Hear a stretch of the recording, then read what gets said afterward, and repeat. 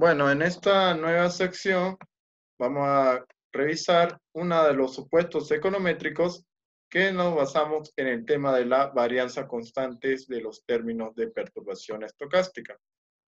Entonces, para verificar esta prueba, nosotros haremos la opción de realizar la prueba de Park utilizando el método de la regresión auxiliar, donde los errores al cuadrado vamos a determinarlo por medio de términos de logaritmo natural.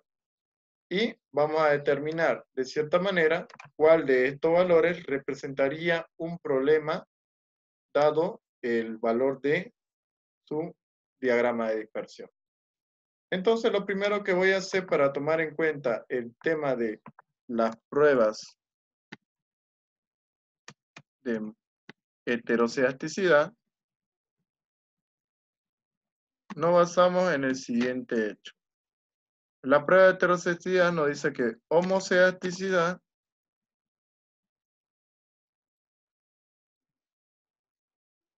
la homoscedasticidad no se refiere más que al hecho de una varianza constante.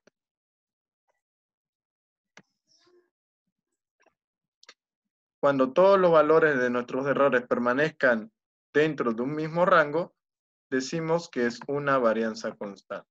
En cambio, cuando hablemos de heteroscedasticidad, nos estamos refiriendo al tema de una varianza distinta. En lo que respecta, más que todo, al hecho de que el problema de heteroscedasticidad nuevamente se da cuando los valores se alejan demasiado. Entonces yo podría decir que este problema de heteroscedasticidad es causada por una variable explicativa que aleja mucho los valores que esperamos. Por lo tanto, digamos, lo que yo voy a aplicar es de cierta manera, comprobar por medio de un diagrama de dispersión. Entonces, voy a aplicar eso y vamos a verificar cuál de estas tres variables explicativas está provocando el problema de heteroscedasticidad y vamos a utilizar en este caso como la variable explicativa. Entonces voy a aplicar el primer paso, digamos, que nuevamente esto yo lo tomo aparte, que sería graficar las dispersiones de los datos o de las variables. Vamos. Entonces, en este primer punto voy a graficar y con x2, y con x3 y así sucesivamente. Me voy aquí a insertar, voy a irme a gráficos y selecciono el primero. Una vez que hago eso, selecciono mis datos y voy a agregar el primer punto. Voy a decir, en este caso, el primero valor va a ser la dispersión de y en función de x2.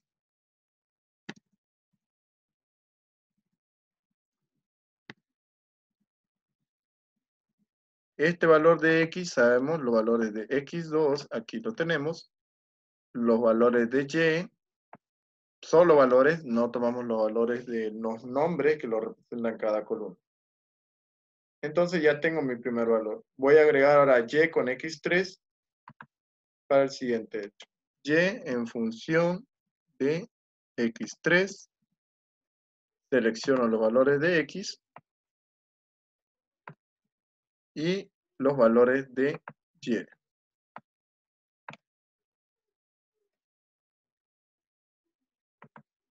Y el último en agregar sería los valores, en este caso, de la variable y en función de la variable x4. Recordemos que los valores de estas x fueron tomados de manera aleatoria. No estamos definiendo de qué base de datos se sacó. Solo vamos a utilizar por temas de ilustración esos valores.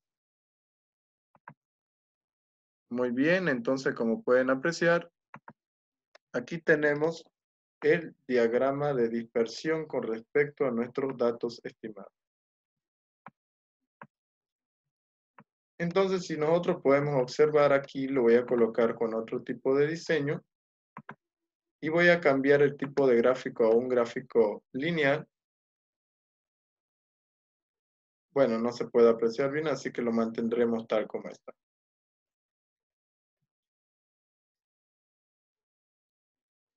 Aquí lo vamos a colocar como título, gráfico de dispersión de Y en función de X. Estamos ahí indicando que estamos basándonos que está en variables explicativas. Y le voy a colocar como títulos a cada eje, como aquí va a ser la variable Y, variable dependiente,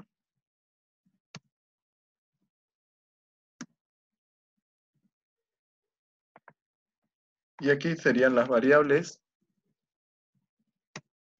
explicativas. Y estos serían los valores de X.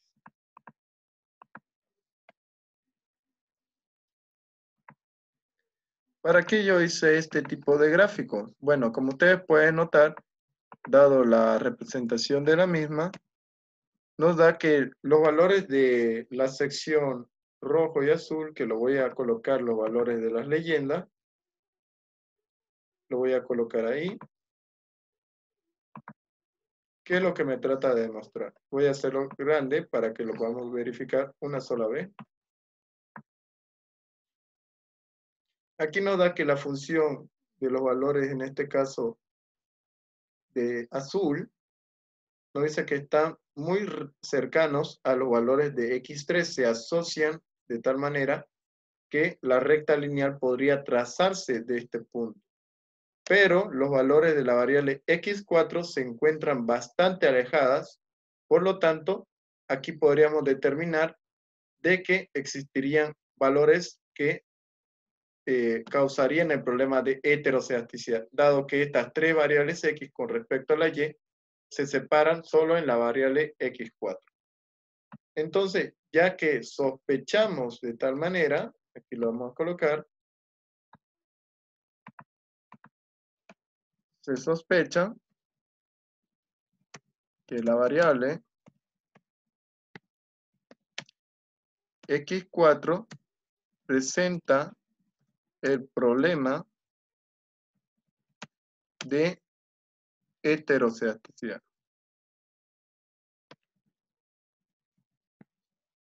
Entonces vamos a verificar ese punto aplicándole la siguiente regresión auxiliar.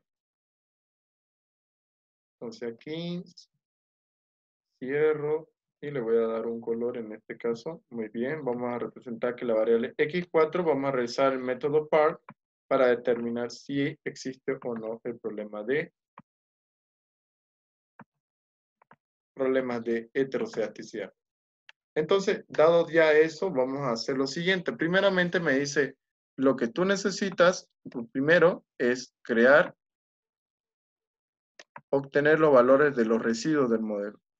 Dado que el modelo no está representado por el momento, lo que vamos a hacer en el segundo punto de esta sección, vamos a crear en este caso la regresión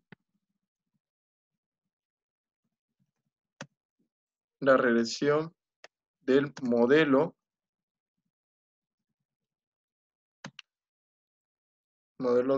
regresión del modelo lineal.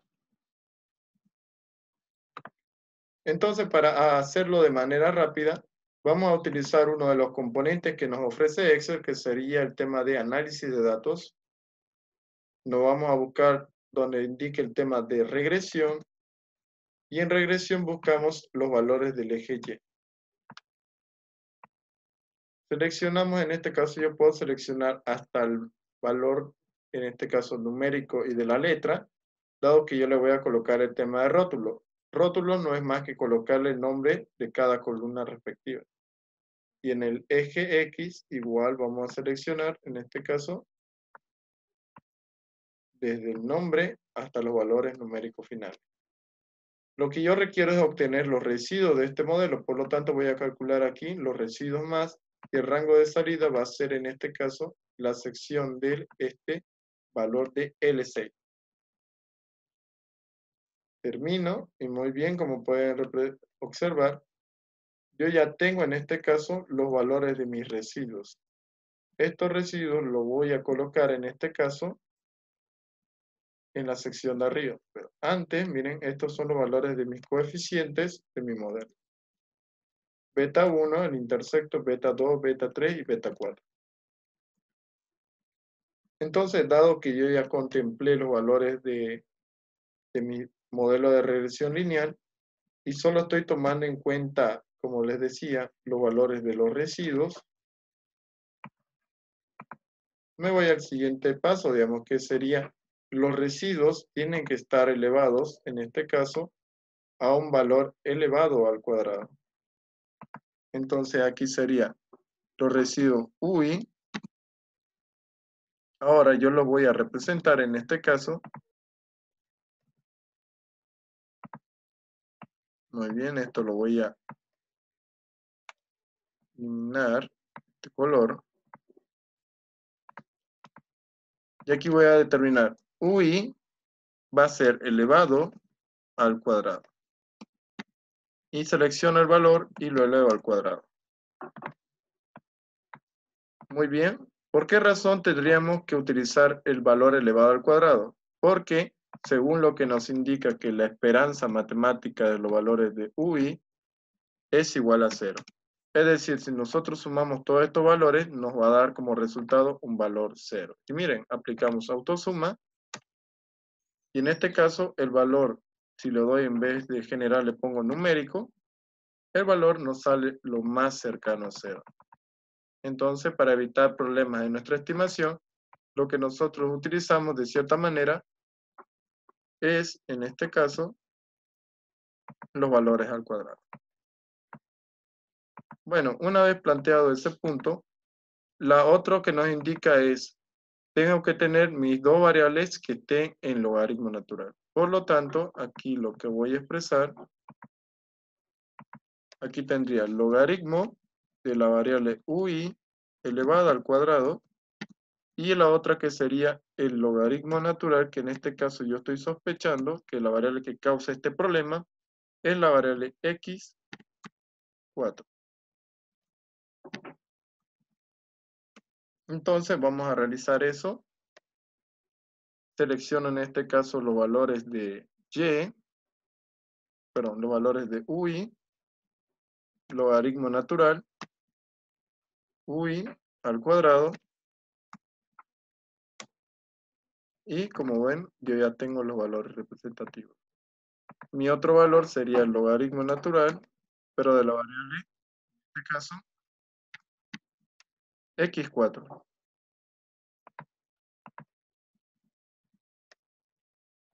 Y posteriormente vamos a aplicar para todos los valores, y aquí como pueden observar, yo ya tengo mis valores en este caso del modelo que voy a aplicar, en este caso mi prueba de regresión. Para que se pueda apreciar mucho mejor, lo voy a quitar unos cuantos decimales y listo, ya tenemos nuestros datos. Entonces, una vez aplicado el primer y el segundo paso, ahora vamos a plantear la siguiente hipótesis. Dice que a nosotros realizar esta regresión auxiliar solo tenemos que fijarnos en el valor de beta, en este caso, el valor que nos dé de logaritmo de x4. Y por lo tanto, nos dice que existe homocedasticidad, es la hipótesis nula, cuando los valores de beta 2, en este caso, sea igual a 0. Pero si el valor alternativo nos dice que existe heterogeneidad, va a ser cuando rechacemos esta hipótesis nula y digamos que los valores de beta 2 son distintos de 0. Entonces lo que vamos a aplicar en esta sección va a ser aplicar nuestro tercer punto en la expresión de aquí abajo, regresión auxiliar, prueba, en este caso, Park. Bueno, una vez Dado eso, vamos a hacer la regresión aquí abajo, nuevamente utilizando nuestro análisis de datos, regresión, y borro los valores que están aquí adentro, dado que les voy a dar nuevos valores. Y deseleccionaré el tema de los residuos porque ya no los requiero. Selecciono el rango del eje Y, en este caso el rango Y va a ser logaritmo de UI al cuadrado, y los valores de X, logaritmo de X4. Rango de salida va a ser la sección A18 y directamente le voy a dar en aceptar. Entonces, ¿qué se puede apreciar? Digamos, nuestra hipótesis nula se había planteado de que era necesariamente de que el valor de beta 2, que sería esta expresión de acá, que lo vamos a remarcar, este valor del coeficiente de beta 2, vamos a hacer la hipótesis por medio de la prueba de T, que en este caso aquí lo tenemos. Si el T calculado con respecto al T de tabla es en este caso mayor, rechazamos la hipótesis nula. Pero si el valor de T calculado es menor que el T de tabla, no se rechaza la hipótesis. Como nosotros esperamos que la varianza sea moseástica, nosotros queremos en este caso que no se rechace la hipótesis nula. Por lo tanto, eso tendríamos que esperar. Entonces vamos a aplicar nuestra primera prueba. Y aquí tenemos el T calculado de la variable que nosotros estamos tomando en consideración, que sería en este caso, aquí lo tenemos, 0.3358. Y el valor de T de tabla sería el siguiente. Aplicamos INB, en este caso es una prueba T de 2 colas, la que se realizó automáticamente, y le vamos a dar al 5% de significancia. En este grado sabemos que tenemos alrededor de 8 observaciones, entonces 8 menos cuántos valores de beta tenemos. Tenemos beta 1 y beta 2 son 2 parámetros, menos 2.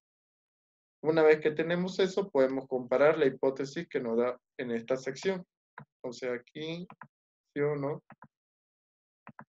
y vamos a la regla de decisión.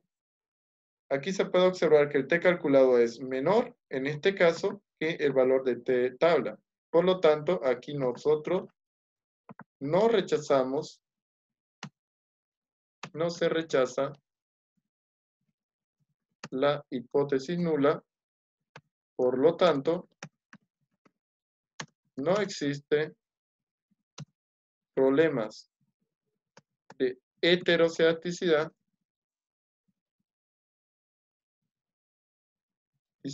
en el modelo al 5% de nivel de significancia. Muy bien, eso es realizando una prueba.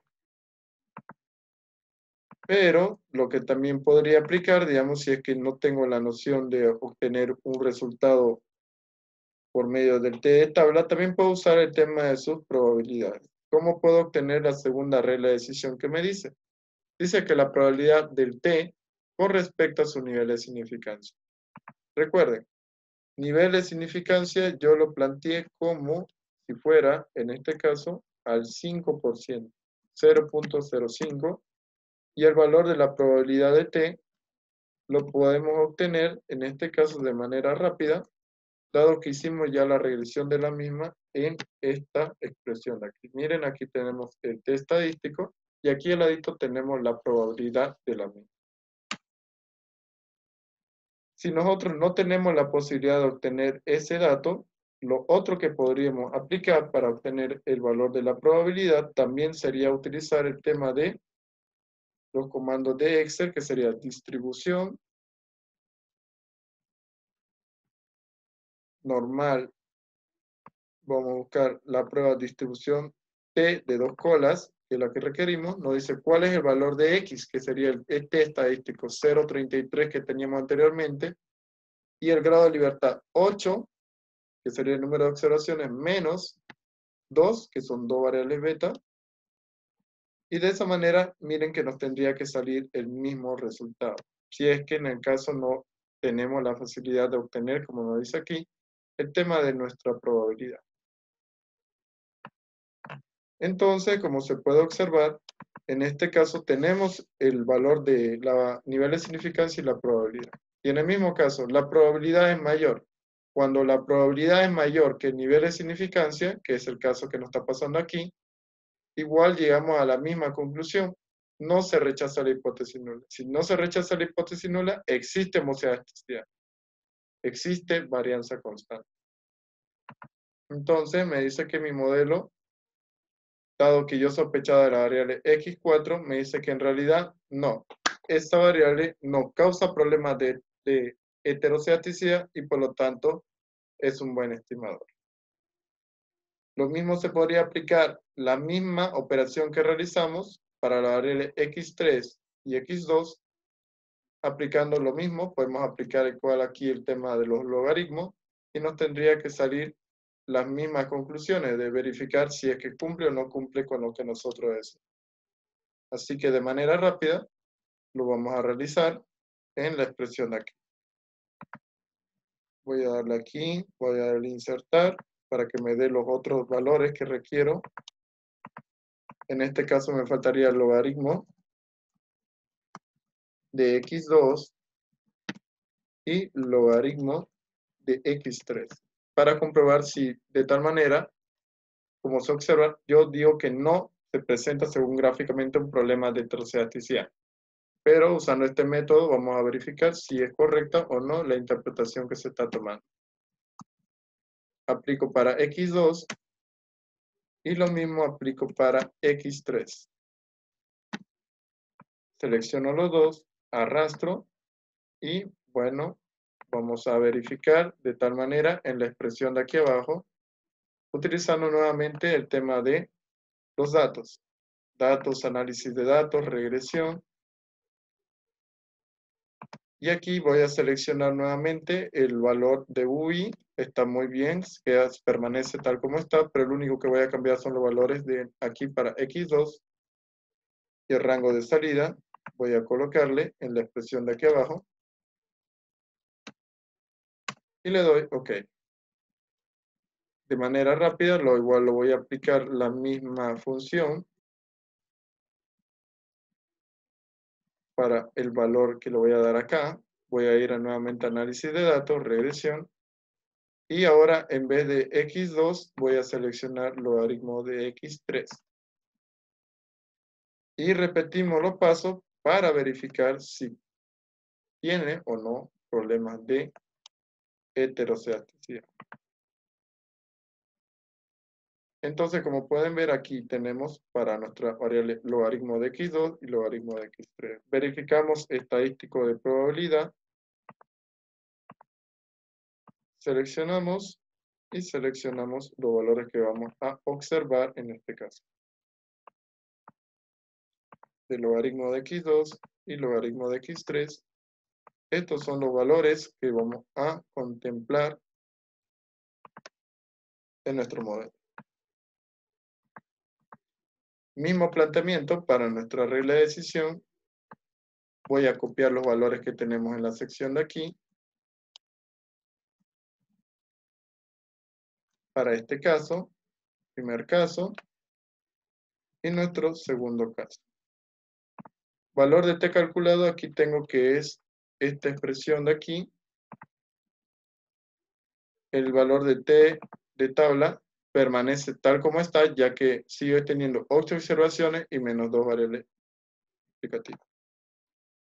Entonces, aquí como se puede observar, igual que en esta sección, el valor del t, nosotros queremos que no se rechace la hipótesis nula. Tendría que ser el t calculado menor que el t de tabla. Y en este caso de aquí, los dos valores no presentan problema porque su valor de t calculado es menor que t de tabla. Por lo tanto, existe homoscedaticidad en el modelo. En esta expresión de aquí y lo mismo en esta expresión de acá. Si aplicamos lo mismo para el tema de la probabilidad, como se puede observar, Aquí nos da que la probabilidad es alta y al tener una probabilidad alta mayor que el nivel de significancia, no se rechaza. Entonces aquí, miren cómo se puede observar, la probabilidad en este caso es mayor que el 5%. Igualmente existe homocedasticidad en el modelo y ahí a este modelo del logaritmo de x3 está pronto a no ser significativo, dado que el valor en este caso está por unos cuantos decimales superior a la misma. Pero igualmente sigue siendo homocedástico. Entonces, eso es el tema de la prueba de heterocedasticidad aplicando el tema de el modelo de Park. Eso sería con respecto a este tipo de modelo. En un próximo video realizaremos la expresión de la prueba de Glesser, la prueba de White, la prueba Arch, la de Breuil-Pan-Goffrey, la de Goffel-Quam y así diversos más, que nos ayuden a determinar la posibilidad de obtener las estimaciones correspondientes para nuestro modelo de regresión lineal, múltiple o simple.